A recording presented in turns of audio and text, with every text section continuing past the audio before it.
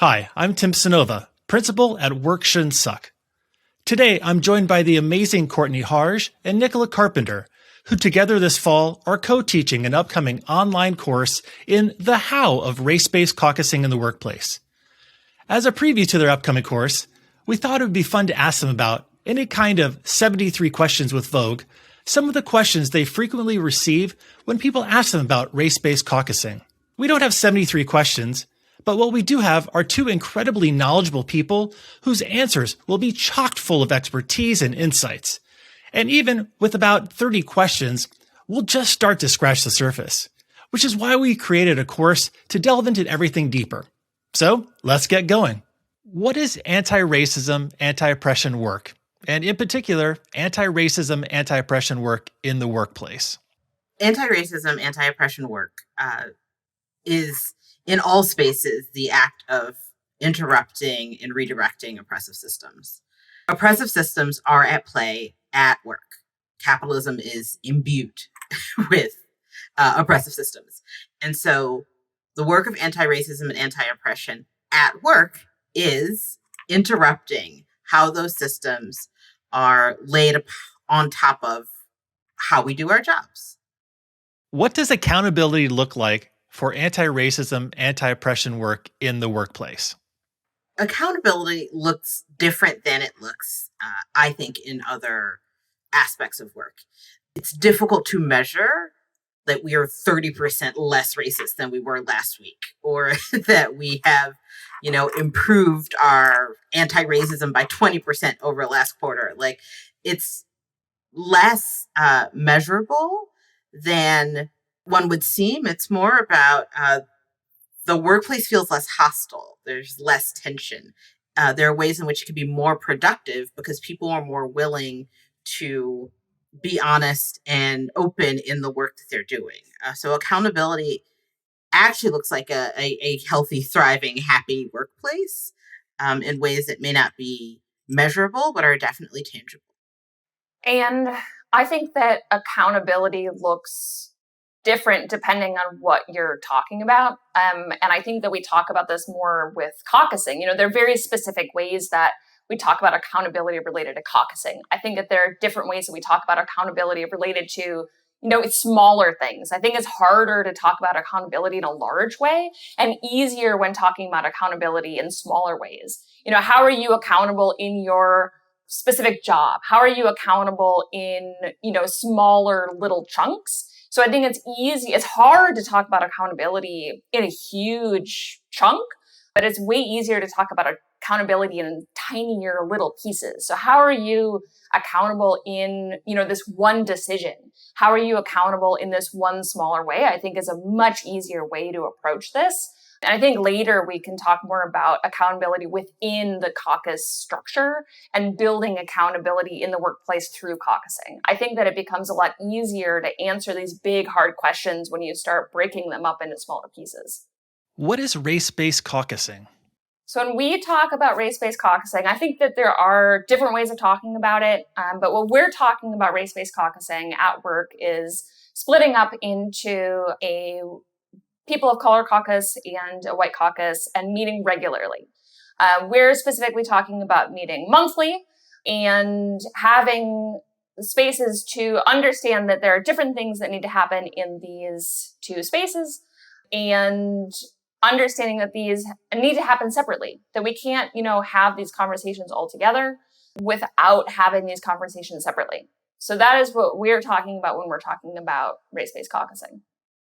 I like to think of caucusing as working out, as somebody who doesn't always work out. But in the same way that you don't train for a marathon at the marathon, many people like, or at least attempt to have really complex conversations around race and relationships when the stakes are super high in the course of their kind of day-to-day work interactions. One way to view caucusing is the workout before the event. It is a space where you are going to work on different things based on where you identify, but to work on them in spaces that are contained, that are supportive, and that are there to do the workout. Caucuses at their most simple are leg day. They make you stronger for the rest of your encounters. Is a caucus an affinity group and an employee resource group the same thing? Caucuses, affinity groups, and employee resource groups can frequently be used to describe the same activity, but they are different. And frankly, in the same way that like sometimes people name things and do the same thing, it can depend on place to place. I think for any one of these groups, it's very important to understand what the intention behind it was, what was started, what is the culture of the org. And if you're going to have multiple or if you're going to have just one, knowing what its purpose is actually more important than what it's called. And I think that sometimes organizations hold up and say, we have an affinity group or we have an employee research group and say, we're done. Like stamp of approval, done. We don't have to do anything. And I don't think that that's a great approach. And oftentimes it can do more harm than good. There are lots of organizations that view employer research groups or affinity groups as groups to do free labor. They don't necessarily have, they might have a group of Black employees, not necessarily have a group of white employees doing the work that white people need to do, which is not, beneficial. So I think that there are, organizations that are trying to do things but might be doing it from a place of we want to look good instead of from a place of we want to actually make our organization a better place to work, and we want to actually fix things from a structural level and do the things that need to happen and have these conversations on a regular level and make changes that need to happen from those conversations. So whatever you call it, I don't think it necessarily matters as long as you are doing the things that need to happen. Why should companies provide space for caucusing in the workplace? My quickest response to that is if you don't provide the space, employees will take it. It's very much like a release valve in the sense of people are having these conversations that are grounded in people's social location, grounded in their identity, grounded in race, class, any other oppressive system.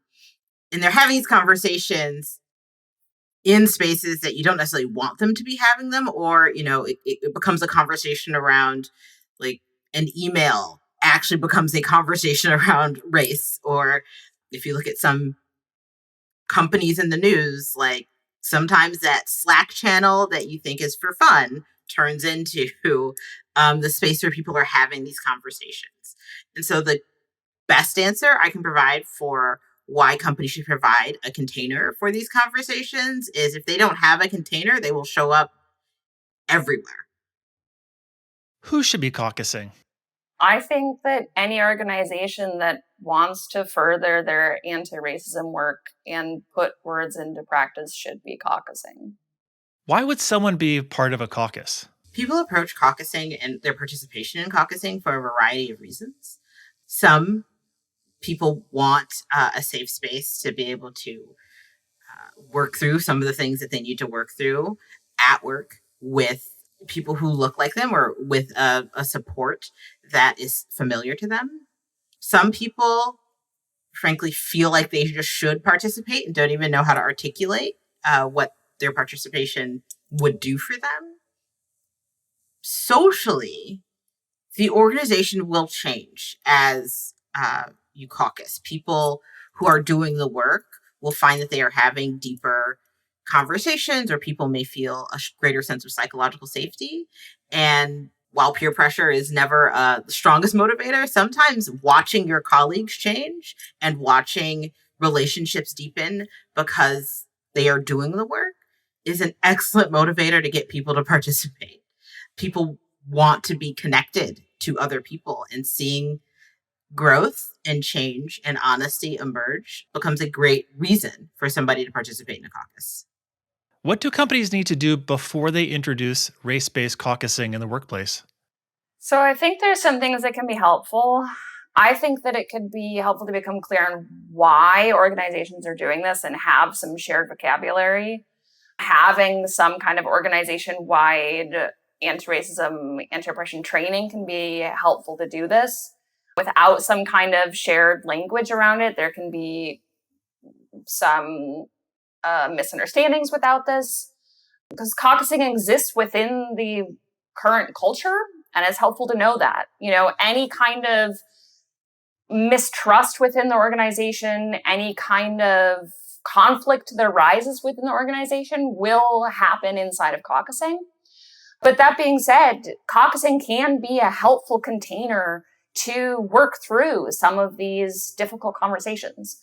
So while it is helpful to have some of these things when start caucusing, you don't have to be a perfect organization to start caucusing.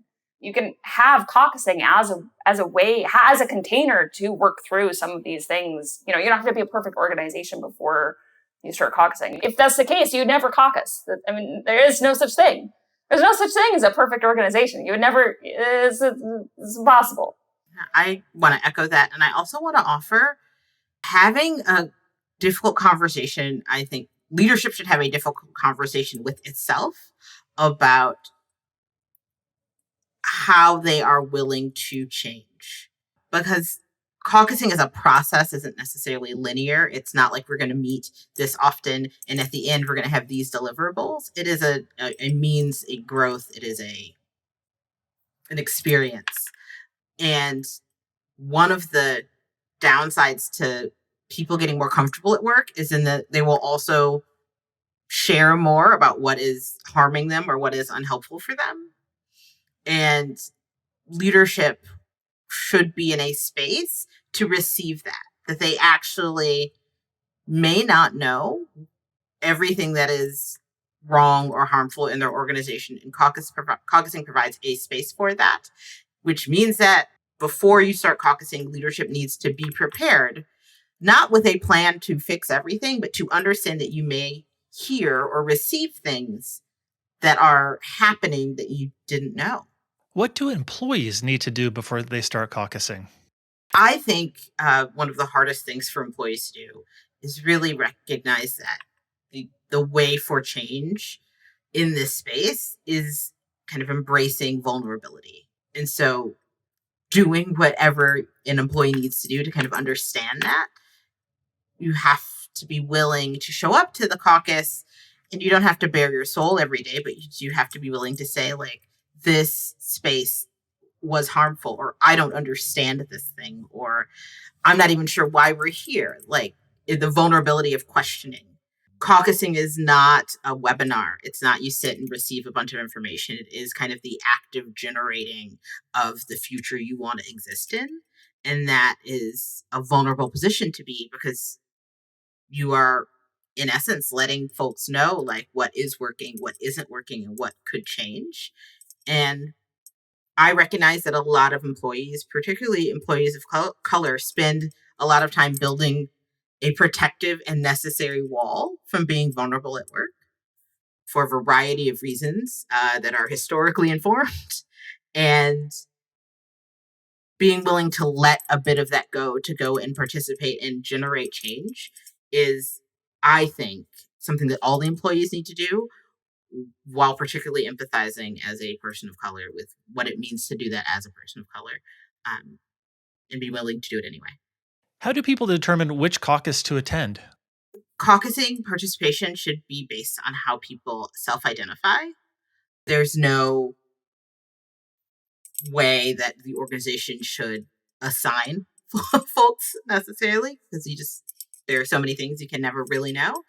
For anyone who could participate in either caucus or who wants to engage with caucusing as a multiracial person, first choose a caucus. The only kind of quote unquote unacceptable option is trying to participate in both caucuses, because the separation is a part of what feeds the process. But for those who are unsure where they want to participate, it's very much about what is the type of work you would like to be doing. if you need to examine your relationship to whiteness and you want to see and like kind of see what that works like on you, how you are connecting with that, then I would suggest the White Caucus. If you very much want to build community and connection with POC, then you can choose the POC caucus. This can get murky because, you know, people are like, well, I want to participate in this, or I want to create space, or maybe I'm a white person who feels like I want to create community with POC. And the problem with that is the POC caucus at its core should be a place that is absent and removed from whiteness as a concept. That's one of the things that makes it a safe space. It is taking this, however designated time, to be able to step away from whiteness. And if in any of your engagement, you want to engage with your whiteness, your relationship to white supremacy, your relationship to whiteness as a construct, that work should be done in the White Caucus, not with POC, not in the POC caucus. How do you get people to attend race-based caucusing in the workplace if it's not mandatory? Yeah, I think that this is a question that people ask us sometimes without realizing that there's lots of things at work that people do without it being mandatory. And I think this comes down to with how do you get people to do anything at work if it's not mandatory? You know, what are the ways that you get people to do work in your workplace currently? And you know, how do you set those things up? You know, I mean, is it conversations with your manager? Is it, you know, how are those things set up now? And maybe you can use those currently, which I think is how we've done it at Fractalis and Caucusing. And I think that those things can be successful. You know, is it those conversations with managers? Is it a conversation with someone else in the caucus? You know, oh, I noticed that you weren't, you know, someone within one of the caucuses noticing that someone isn't showing up, having a conversation. Hey, I noticed that you weren't at this caucus. If they already know that this person is participating in one of the caucuses, having that conversation with the person and seeing, you know, why that person wasn't there. You know, I think there's lots of different ways to have those conversations with people to see if it's, you know, a discomfort having those conversations, if it's something that the organization is doing that's fully new, and you know, that person joined the organization not thinking that caucusing was part of their organizational, you know, part of something that they were going to do with the job.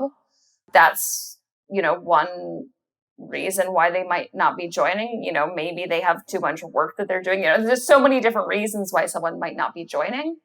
But I think that it is really organization dependent. And I guess I would ask the question to the organization of how are you encouraging people to do anything within the organization? I also want to offer that, as I said earlier, people have these conversations. You'd be surprised at the number of people who want to participate. Reluctance to participate, frankly, is frequently a leadership-driven question, and team members rarely ask it. Like people who are not in leadership. Leaders like, how do I make people do that? And that's almost never a problem. And I know it can be, and people will have different levels of participation, and some people may have distrust. There may be a variety of valid reasons why people don't participate.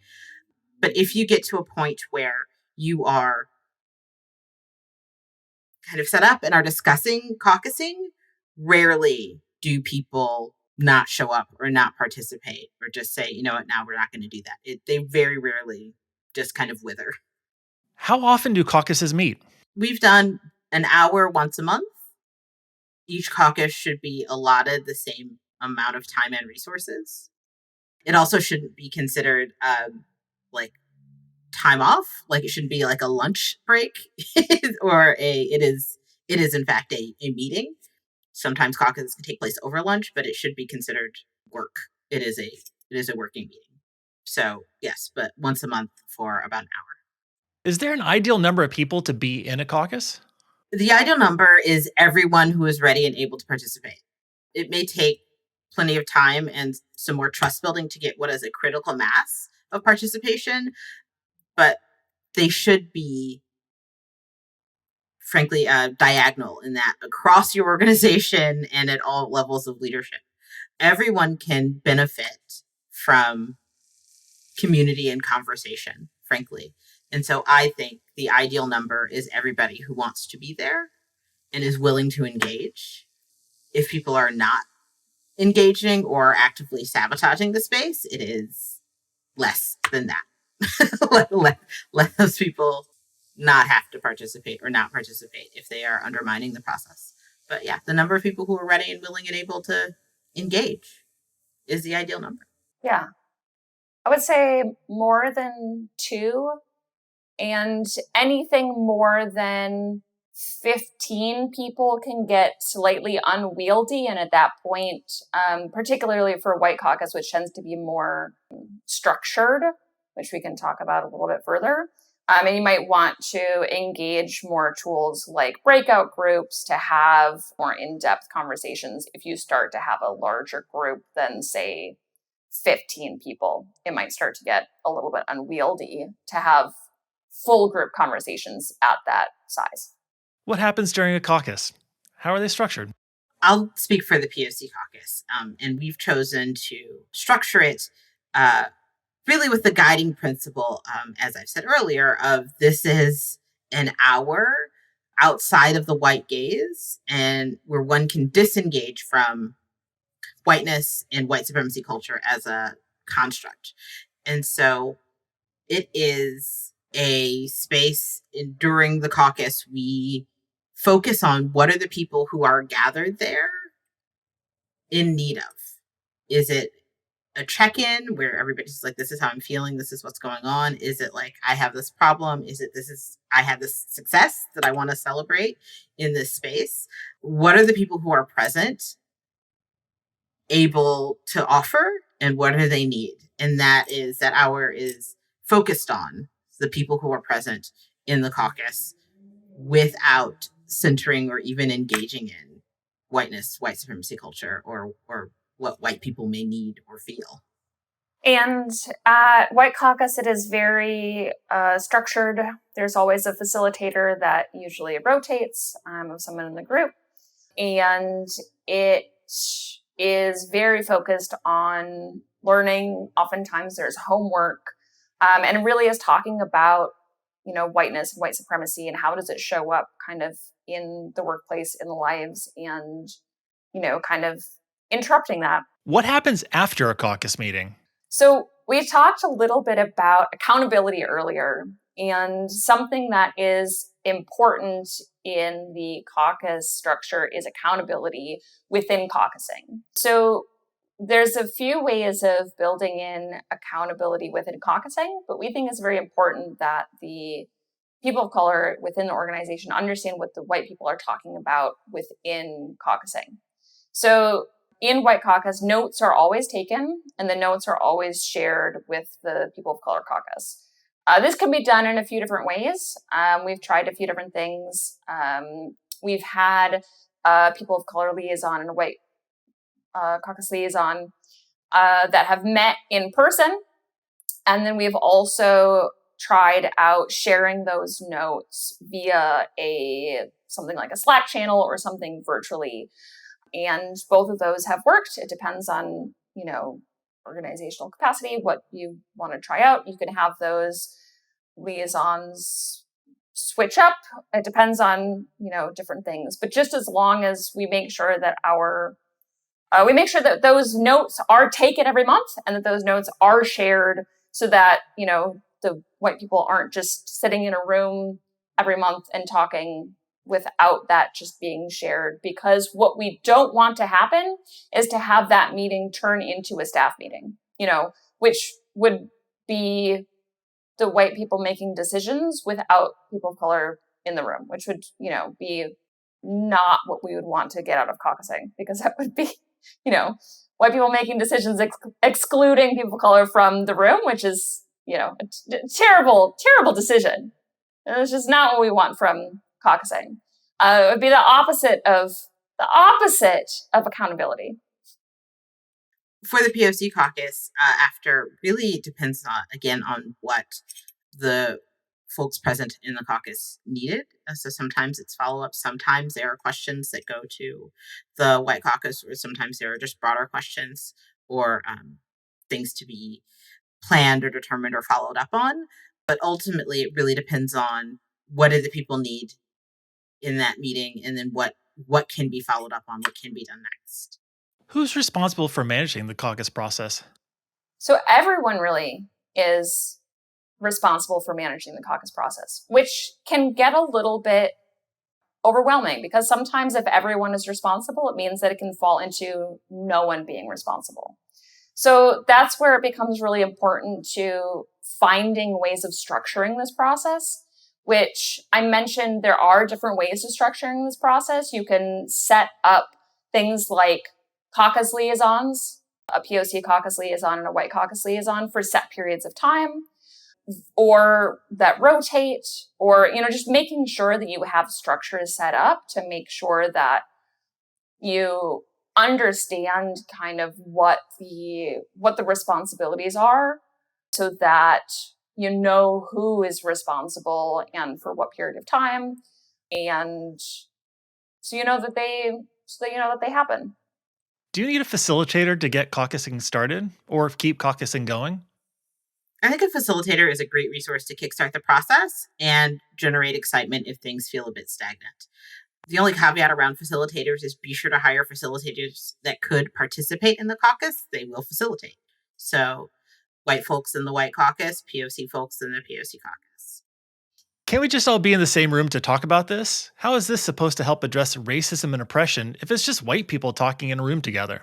So I like to share a very common metaphor in this space. And we talk about, many people talk about, particularly in the American context, they talk about the context of the melting pot, right? That America is just all these different things thrown in together to make soup. But it is an inherently violent metaphor. It is in the making of the melting pot, you are literally burning, consuming things to form this one amalgamation of this thing, this ideal, quote unquote, thing where we are all the same. But everything gets burned away in that process. And that is what can happen when we have this all the same room conversation, where traditionally people of color have done a lot of burning and removing the things that make them, quote unquote, different from the dominant culture to exist in that space. Caucusing embraces what I think is a better metaphor of the mosaic, where these individual pieces come together and they are still whole. They are still their own pieces coming together to form a cohesive unit. Caucusing allows for the individual pieces to mold and support and stay whole together so that nothing has to be lost or burned away for the group to become cohesive or for everybody to exist together. I really appreciate that, the burning up. So a lot of people have heard about this concept of white fragility. I appreciate Sun Young-shin wrote about this concept of white flammability, which I feel like gets at this idea of, burning up, but also white fragility feels like you have to coddle whiteness, but white flammability seems more constructive to the harm that white people can cause when in mixed spaces. So I think that is something that can happen that is not always seen by white people in spaces that are all together, that really happen on a day-to-day basis within workspaces. Won't caucusing lead to further division and segregation? Doesn't this just amplify racism? I always like to take this question and understand, what does further division or segregation actually look like? What does that mean? Doesn't just amplify racism. Racism and oppressive systems are in the paint. They're in everything. We deal with. So what would an amplified version of that look like? To Nicola's point, it's also an hour a month. Like, when has any 1 hour in an org completely altered the culture of an organization? But mostly, to go to something I said earlier, these conversations are already happening. These conflicts, racism is already present in your organization. It's there. What this does is provide this safe space or this container or this release valve so that these conflicts aren't showing up in every space unexpectedly. This becomes a container to hold some of the things that, again, are in your organization. They are there. And I think that something that comes up when I hear this question also is that, sure, there are oftentimes, especially in workplaces, when there are groups of, only white people in the workplace. Yes, there's not that often when there are groups of white people in the workplace talking about whiteness and the impact of whiteness at work. And I think that is one of the differences that when people are asking this question aren't necessarily, I think that this question comes from a fear of seeing a group of white people in a room without necessarily looking at like the intent of it and what the conversations are that are happening and the structure of it. If caucusing is working apart, working separately, when do we all come together to talk? Every other meeting. Simply, yes, it's more complicated than that, but caucusing really is just one container.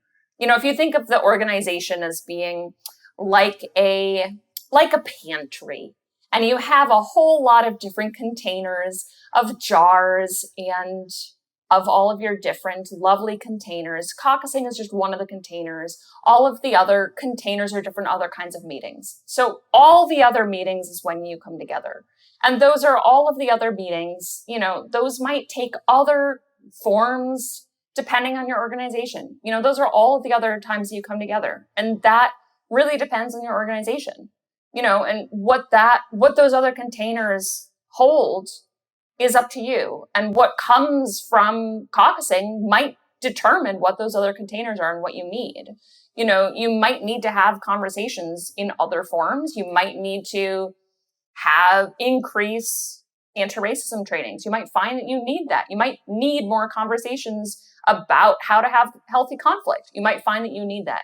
You might find that you need more containers related to, I don't know, I'm failing at coming up with hypothetical containers that an organization might come up with. But you can fill that in with any other meetings or structures that you already have in place. Those are all the other times that you come together within your organization. I will offer that in the time we've been doing this, that question is only ever asked by white identifying people. The POC who I've worked with both in our org and outside of the org never ask, when are we all going to have this conversation together? Never. What are the people of color saying about us white people when they caucus? It doesn't seem fair that they don't also have to report to the white people about what they talk about. Oppression, specifically racism, is a white person's problem. Whiteness, white supremacy are the tools that we are addressing. And in race-based caucusing, it doesn't have to be fair. And the POC probably aren't talking about you. This is specifically why it's set up that the people of color do not have to report back to the white people. It makes it so that we have to practice this kind of report out and the imbalance in that report out. It makes some white people a little bit uncomfortable, and that should be the case. It's uncomfortable for white people not to know what's being talked about. That's fine. It should be that the white people in the organization, that we should not know what's happening in POC caucus. But we're invited to every single other conversation. Why do we think that we should be invited to this 1 hour a month? We should not. We should not. What gives us the right to know what happens in this 1 hour? Nothing. Can we also caucus by gender identity, sexual orientation in a class? Sure. I mean, you can caucus about whatever you want to, but it's also helpful to know that racism will show up in any space. And we often get this question asked by white people. We've often gotten this question asked by white women. And we want to make sure that this is not a deflection by specifically white people to hold on to other forms of oppression to avoid dealing with racism. So yes, you can caucus about everything. Sure, of course. But don't use that to avoid race-based caucusing. Keep race-based caucusing, do that, and make sure that you know what you're getting out of these spaces, and keep coming back to asking yourself what you need in these spaces and what you're trying to get out of those spaces. What does it mean to have these conversations in the workplace? And what are companies losing by not caucusing? These conversations are already happening in the workplace. Always. Already. And there's no way around that. What it does in this case is give resources and support so that these conversations can be more healthy or less secretive. It gives a means for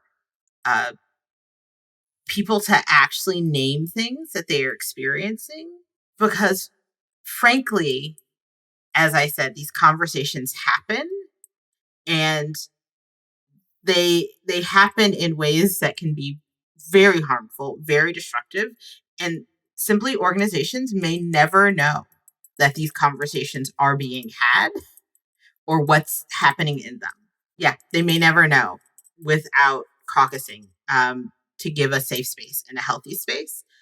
One of the benefits of caucusing, as I think I mentioned earlier, which is kind of surprising, is you actually may hear, not necessarily complaints, but you may hear about more harm that's happening. You may actually hear more negative things. And that is a win, because those things still happened before. People just didn't name them. They didn't say them. You couldn't correct them. So having a space for these conversations to emerge, for people to be able to name some of their experiences, for people to be able to name some of their behaviors that we want to interrupt, means that you can actually impact, correct, and improve them. Where if these conversations are in the shadows, harm is happening and you just don't know. What if the organization's leadership, board of directors, etc., doesn't want a caucus, either for themselves or for the organization to offer it?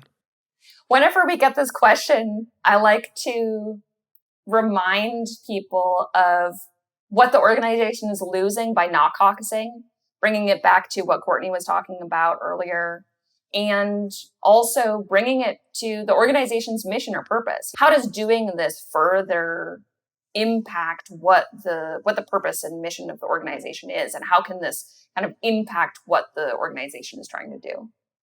I will also offer that they don't have to. The liberation is not for everybody. Not everybody wants to go there.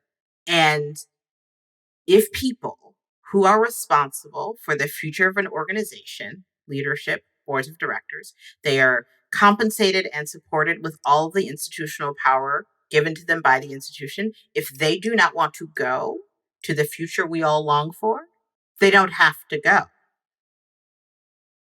It is up to anybody who's working with or for them to determine if that is how they want to engage. But frankly, if somebody does not want that future, they do not have to build it. And everybody who works with or for them can make choices accordingly. How is the purpose of a caucus different for privileged and oppressor identities versus marginalized and oppressed identities? My answer is, for privileged and oppressor identities, the goal of caucusing is to dismantle the systems that actually support and uplift you. It is frankly to tear down the ladder you may be standing on. for marginalized and oppressed identities, the purpose is to take the resources from that broken ladder and build your own. And it doesn't have to be a ladder on top of people. It is frankly dismantling the systems that keep some people at the bottom and some people at the top. And if you're at the top, your job is to start taking it down. And if you're at the bottom, your job is to start taking it down from the top so that we can meet in a place that is equitable, where everybody can be seen, valued, loved, and supported. And what people need at those different positions is different. It's not going to look the same. But ultimately, the job for everyone is to, build a better future for us all. What are common reasons people of color may be reluctant to join affinity spaces? I love this question. So many reasons that all start from the workplace is a site of both great harm and great resource.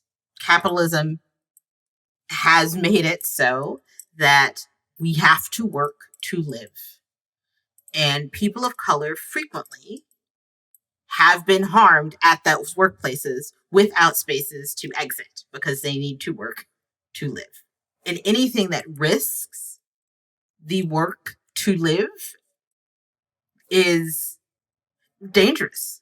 And so sometimes people of color are reluctant to join affinity spaces or caucusing because it creates a different site for harm.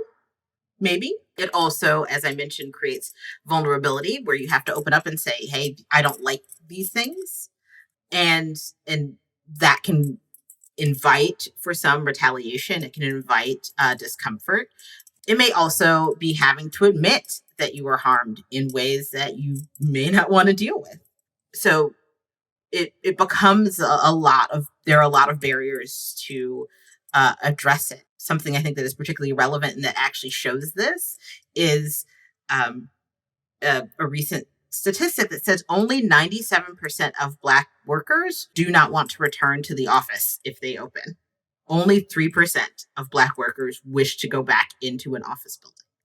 And I think that level of I don't know, that momentum, that level, that critical mass of folks are saying, in essence, the office is a space that does not work for us. And that, as Nicola said earlier, everything that exists in your organization exists in caucusing. And so the same reluctance that people want to go back into the building may also show up in people not wanting to join caucuses. What are common reasons white people may be reluctant to join affinity spaces? So I think there's a variety of reasons. If at the start of this journey in an organization, I think that there are some white people that join an organization that confronting privilege might not be what they thought as part of what they thought they'd be doing at their workplace. It can be uncomfortable to think, oh, this is something that I didn't think I would be doing at work. This is uncomfortable. So I think that is one thing that, can make people uncomfortable. Once in a caucus space, all of the other points of privilege within an organization, yes, everyone is white within the space, but you might be in the space with your manager. And I think that can be uncomfortable if there's a question of, well, will saying something in this space make me lose my job? I think there are other things that can become uncomfortable in that space that, unless you kind of have those conversations about what does it mean to be in a caucus space and kind of fears around how do I show up in this space at work, I think that people can have fears around kind of what does it mean to show up in this space at work within the work context. How long do you need to caucus? When are you done? It's not done until racism is gone, which I don't think will happen in our lifetimes. I'll even give people a break. The day before racism is done, you can stop caucusing. The day before. I enjoy that. Yeah. Yes. So the day before where you're like, you know what? I think racism is finished tomorrow. You can take that day off. But no, it is these systems are hundreds of years old. And we keep emphasizing 1 hour a month. It really is that. You are definitely going step by step. It will always evolve. Like you'll always get closer and closer to building a better existence, but it will never be done because there's always improvements. You also find more things as you correct something or as you all adjust behavior, as people have safer spaces. They start to say more of what is wrong. Again, this is the counterintuitive measure of success, where people are like, oh yeah, that thing also happened, or yeah, this doesn't work, or it feels like a never-ending cascade. And it's worth it to acknowledge that the more things you see, the more things you can address, and the more things people are sharing, that actually means the more trust they have. So yeah, it is. And I think that's true, that the more you caucus, the more conversations, the more work you see that you have to do. So I think that that's totally true within organizations, that it might feel like the longer you caucus, the more work it feels like you have to do. But yeah, I think that you're totally right, that is a good thing. That work was always there. You just now get to see it. And it is a gift to be able to address it. If you want to dive into these questions and more, register to join us for Race-Based Caucusing, the why and how, where we'll be exploring in more detail how to introduce and structure caucusing in your workplace, including sample agendas, frameworks, and a whole host of other resources. Plus, by being part of this course, you'll be joining a community of other people interested in this work, who you can connect with and learn from as the work evolves in your life and workplace. To find out more about the course and to register, visit workshouldn'tsuck.co.